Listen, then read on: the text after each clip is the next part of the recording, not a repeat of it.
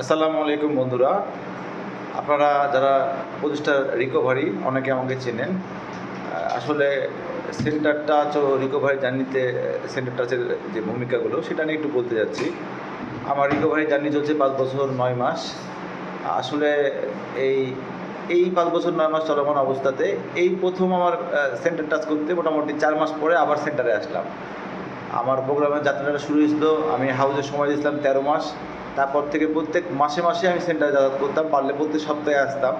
এরকম একটা অবস্থা ছিল। কিন্তু এবার আসলে অনেকদিন পরে আসলাম।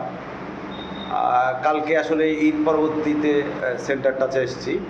আ তো আজকে সকালবেলা গেলাম মাছ কিনতে। মাছের বাজার করতে গিয়ে ব্যাগটা অনেক ভারী ছিল। তো আমার সাথে আসলে সেন্টারে যে স্টাফ বা ভলেন্টিয়ার ফাইজুল ভাই ছিল, উনি বারবার বলছিল, "সনি ভাই ব্যাগটা নিয়ে নিই, ব্যাগটা নিয়ে নিই।" কিন্তু আসলে ব্যাগটা আমি ওনার হাতে ছাড়ছিলাম না। একটাই কারণ যে আসলে সেই ৫ বছর আগে যেভাবে বড় ভাইয়ের হাত ধরে ব্যাগ নিয়ে আমার আউটিং শুরু হয়েছিল, সেই স্মৃতিগুলো আমার ভেতরে খুব কাজ করছিল। আসলে সেই স্মৃতিগুলো কাজ করার পাশাপাশি কাজ করছিল আসলে আমার রিয়ালাইজেশনটা।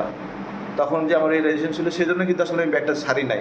সেন্টারে ব্যাগ আ আ নিয়ে বাজার করার ভিতরে যে আলাদা একটা মজা আছে, সেটা আসলে যারা রিকভারি জার্নিতে আসলে সত্যিকারে এনে প্রতিষ্ঠার প্রোগ্রাম নিয়ে চলছে তারাই বুঝবে আমার এই শেয়ারিংটা।